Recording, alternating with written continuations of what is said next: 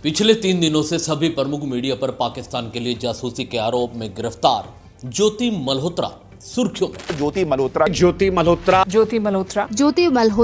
मल्होत्रा जबकि हरियाणा में इंटेलिजेंस की कार्यवाही में 7 लोगों को गिरफ्तार किया गया। ज्योति के अलावा और कौन से आरोपी हैं जिनका नाम देश के गद्दारों की लिस्ट में शामिल हुआ है? सबसे पहले आपको बताते हैं, इस लिस्ट में एक नाम है नोमान का, जिसे पाकिस्तान की खुफिया एजेंसी आईएसआई के हैंडलर इकबाल उर्फ काना के लिए जासूसी करने के आरोप है। पानीपत में रहकर भारतीय सेना की गतिविधियों और ट्रेनों के आवागमन से संबंधित गोपनीय जानकारी इलेक्ट्रॉनिक उपकरणों के माध्यम से उसके द्वारा भेजी गई थी। नोमान की गिरफ्तारी के वक्त उसके पास 8 पासपोर्ट बरामद हुए हैं और 4 बार पाकिस्तान की यात्रा कर चुका है। पिता की मौत के बाद नोमान पासपोर्ट बनवाने का काम करता रहा। इकबाल के साथी कलीम के पकड़े जाने के बाद वह आतंकी नेटवर्क से जुड़ गया था। उसे पंजाब हरियाणा में एजेंट का नेटवर्क खड़ा करना था। नोमान के पिता एहसान इलाही की मौत हो चुकी है। 6 भाई बहनों में वह सबसे छोटा है। सबकी शादी हो चुकी है, केवल वही अकेला रह गया था। वह कभी भी और कहीं भी आ जा सकता था, उसे घर में कोई रोकने टोकने वाला भी नहीं था। नोमान की बुआ और मौसी पाकिस्तान में रहती हैं। ऐसे में उसे पाकिस्तान आने जाने के लिए कोई ज्यादा परेशानी नहीं होती थी, जिस पर खुफिया तंत्र की लगातार नजर थी। पुख्ता सबूत हाथ लगने के बाद उसे गिरफ्तार किया गया है। इसी तरह एक और नाम है गजाला उर्फ खातून और यामीन मोहम्मद का। इन दोनों को ही पाकिस्तान के लिए जासूसी के आरोप में गिरफ्तार किया गया है। गजाला फरवरी 2025 में पाकिस्तान उच्च आयोग में वीजा के लिए गई थी, जहां उसकी मुलाकात दानिश से होती है और जासूसी के नेटवर्क से जुड़ जाती है। वह सेना के ट्रकों की आवाजाही और सेना के ठिकानों के अलावा अन्य संवेदनशील क्षेत्रों की जानकारी साझा कर रही थी। यूपीआई के माध्यम से 30,000 का ट्रांजैक्शन मिला है। पंजाब पुलिस ने उसके साथ मालेर कोटला के ही यामीन मोहम्मद को गिरफ्तार किया है।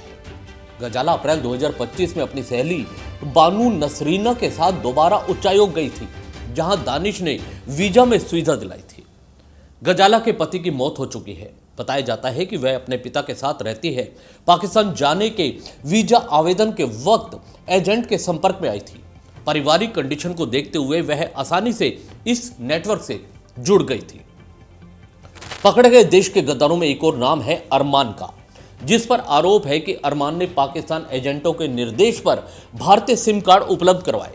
2025 में डिफेंस एक्सपो की साइट का दौरा किया, 2 बार पाकिस्तान भी जा चुका है। 2023 से भारत स्थित पाकिस्तानी एम्बेसी के अधिकारी दानिश के संपर्क में वह भी आया था। उसे खुफिया जानकारी भेज रहा था। पुलिस को अरमान के पास से एक फोन मिला है। उसे कोर्ट में पेश कर 6 दिन के रिमांड पर लिया गया है। अरमान की पाकिस्तान में रिश्तेदारी बताई जा रही है। पाकिस्तान से ही वह दिल्ली में स्थित पाकिस्तानी एम्बेसी के अधिकारी दानिश के संपर्क में आया था।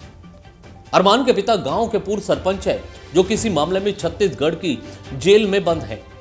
यंग ब्लड है, वह तेजी से तरक्की करना चाहता था। इसी सोच के साथ दानिश ने उसे भुनाया और अपने नेटवर्क से जोड़ लिया था। पकड़े गए आरोपियों में एक और नाम है देवेंद्र का।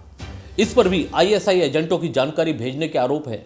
वह पाकिस्तान में सिख धार्मिक स्थलों के दर्शन करने गया था, जहां पर एक युवती ने उसे हनी ट्रैप में फंसा लिया। इसके बाद उसे 7 दिन अपने पास रखा। उसे पाकिस्तान में जासूसी की ट्रेनिंग दिलाई। फिर पाकिस्तान की खुफिया एजेंसी आईएसआई के 5 एजेंटों के साथ उसका संपर्क कराया गया। सोशल मीडिया पर हथियारों के साथ फोटो डालने पर पुलिस के वह हत्थे चढ़ा था, जिसके बाद उसके जासूसी के राज खुलते चले गए। इस तरह के मामलों में युवाओं को हनी ट्रैप के जरिए भी फंसाया जा रहा है। जासूसी कांड में गिरफ्तार आरोपी मुर्तजा पर आरोप है कि मुर्तजा ने भारत पाकिस्तान के बीच तनाव के दौरान एक विशेष ऐप बनाया था, जिसके जरिए वह भारतीय न्यूज चैनलों की सामग्री और देश के आंतरिक हालातों की खबरें पाकिस्तान भेजता था। इसके बदले में उसे पाकिस्तान से मोटी रकम मिलती थी। आरोपी के कब्जे से 4 मोबाइल फोन और 3 सिम कार्ड बरामद किए गए हैं। भारत पाकिस्तान युद्ध के कई संदिग्ध वीडियो और न्यूज के लिंक और फोन नंबर मिले थे। 1 महीने में 40 लाख रुपए की संदिग्ध लेन देन के चलते वह शक के घेरे में आ गया था। मुर्तजा मूल रूप से बिहार का रहने वाला था और जालंधर में पैसा कमाने के इरादे से आया था। तकनीकी तौर पर मजबूत होने के कारण उसे आतंकी नेटवर्क से जोड़ा गया। बताया जा रहा है कि टेक फ्रेंडली होने की वजह से उसे बहुत ज्यादा रकम भी दी जा रही थी। आज हमारे देश में ही देश के गद्दार छुपे बैठे हैं।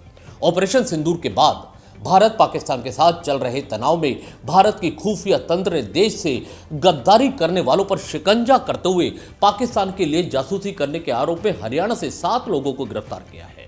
अभी आने वाले समय में और भी बड़ी कार्रवाइयां होने की संभावना है। इस विशेष में इतना ही, दीजिए इजाजत, नमस्कार। चैनल को भी सब्सक्राइब करना ना भूलिएगा। धन्यवाद।